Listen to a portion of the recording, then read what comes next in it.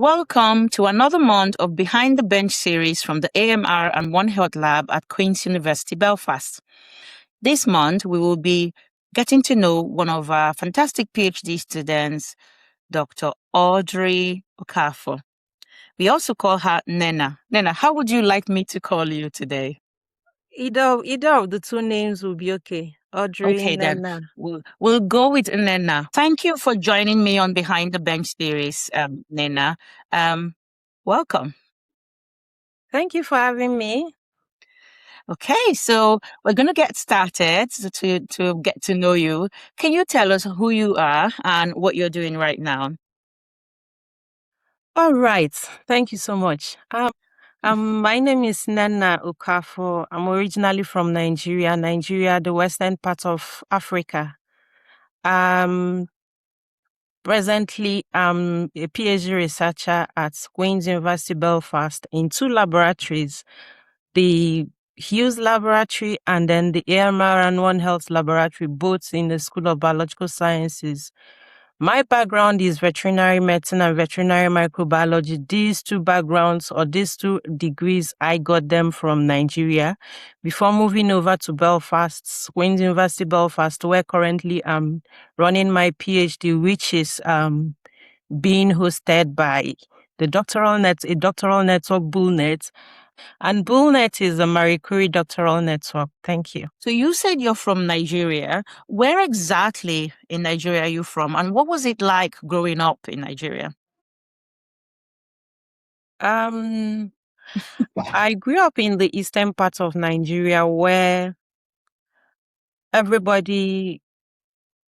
child is every parent's child. So you just don't take care of only yours as a parent. You equally take care of other people's children as a parent. And that means that as you scold your own children, you are equally entitled to scold other people's kids when they are not of their best behavior. Does that mean that you could get told off by another parent if you were misbehaving when you were out? Yes, you can actually be scolded or be told off by another parent when not of your best behavior. Well, that's like communal parenting, right? Yes, communal parenting. And mine was actually even more interesting because both of my parents were civil servants. Whereas my dad was a lecturer in a university at the time, my mom was a secondary school teacher. So they depended on monthly salaries to raise us. So because family was so important, we adored these gatherings during holidays that, people meet, share, exchange gifts, and equally tend to eat together and share experiences together. With my mom being a teacher in secondary school, and while I was in secondary school, I had several exciting experiences because her best friend at the time was a teacher in my school. She was teaching the same subject as my mom. So this made me to dedicate my whole time in that particular subject that her friend was teaching. And I remember one funny thing that happened. The very first test I wrote, before even I knew my mark for the test, my mom had already received the news of what my score was. And it wasn't the best of it, to be sincere. But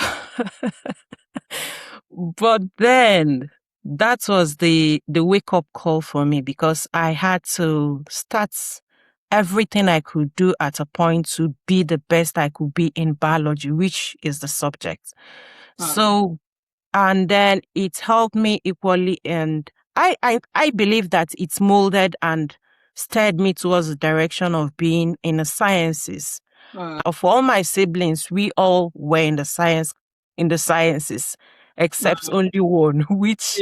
Your mom had a huge influence on So my mom had a huge influence on us and made us all to be in the sciences. And was your dad also lecturing in the sciences? Now, my dad's own aspect of the show played out when I was in a university.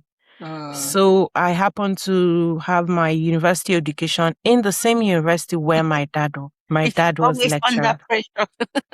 So I was moving from one pressure to the other. The phase never ends. So while I thought, okay, I had escaped my mom and her friends, I now entered the picture where my dad is equally always in my business. So you meet him on the way on your way to lectures, or you meet him on your way from lectures. So it equally wasn't a resting period for me. So not only was I trying to meet up with my grades, I was equally trying to be of best social behavior. Okay.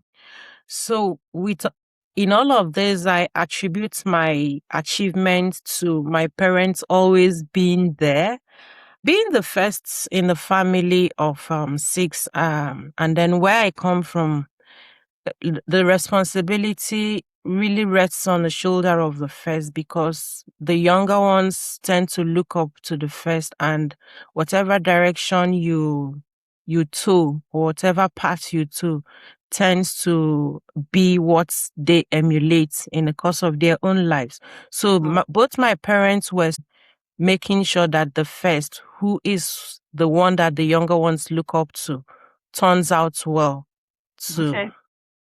So you were like you had to be an exemplary big sis. I really had to be an exemplary big sis.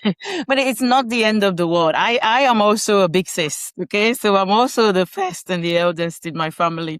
And I can understand where you say that, oh, people look up to you. You're almost named as, I think in your where you from, the eldest child actually has a name for them, right? The eldest daughter has a name the for eldest child is called Ada.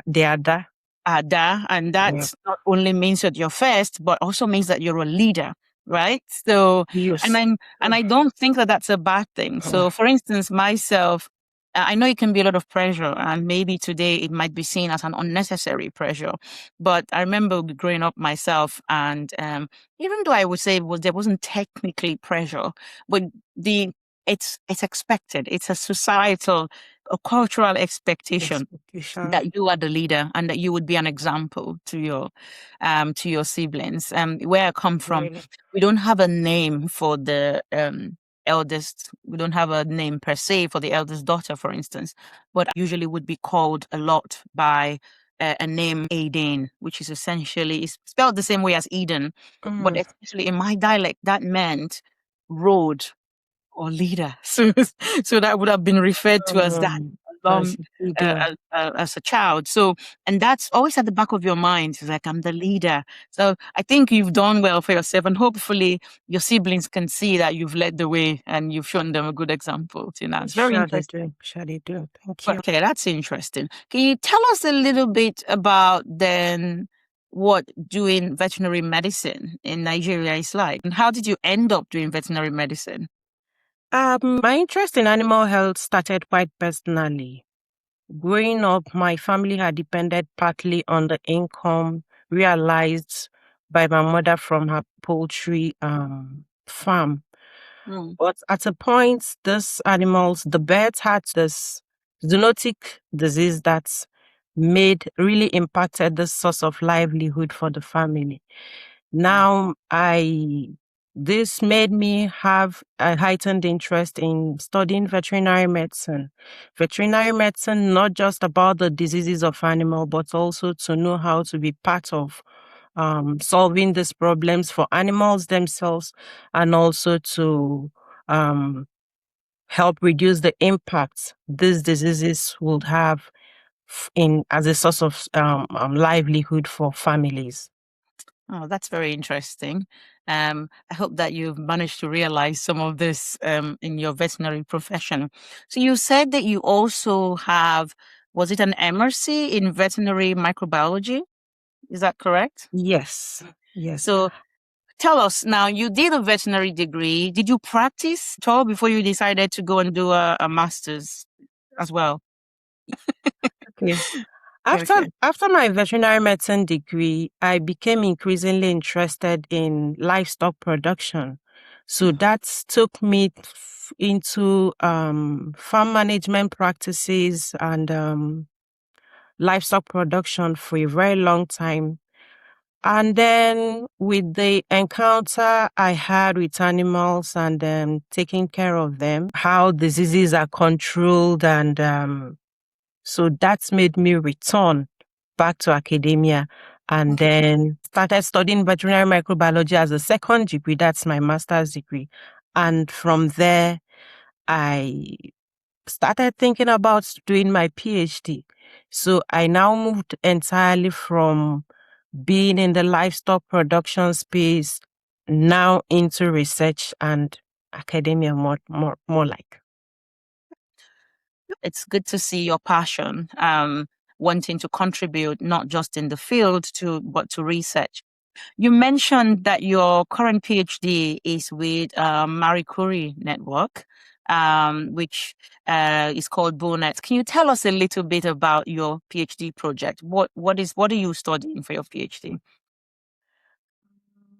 My research looks into bull semen microbiome and its relationship to fertility. And in simple terms, I am trying to know the microorganisms that are present in the bull semen and whether there's a direct relationship between these microbial communities and the semen quality and fertility as a whole. I'm also interested in knowing what happens to these microbial communities, where they come from during collection and the processing, because the semen used in artificial insemination undergoes lots of processing and lots of handling before finally being used. So why is this research area important then for bulls and for artificial insemination? Now, artificial insemination is actually a process that helps us increase productivity because the single ejaculate from a bull can be used to fertilize over 500 cows. So, wow. And then for the very fact that this semen sample, it's not entirely free of microbes. My project dives into knowing what the composition of this microbial community is and then its impact on the quality of the semen. So you're saying that your project, if all goes to plan, is going to help us understand how we can improve also fertility and perhaps understand the role of microbes in that. Yes, that's correct.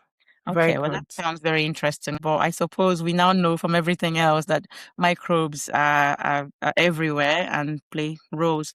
We'll be looking forward to hearing a little bit more about your project in subsequent videos. Well, thank you so much for telling us a little bit about yourself today. Next week, perhaps you can tell us a little bit more about how you got into the PhD and what the process was like. Thank you so much for joining us for Behind the Bench today, and we look forward to seeing you next week. Thank you so much. Looking forward to next week as well. Bye. Okay. Bye.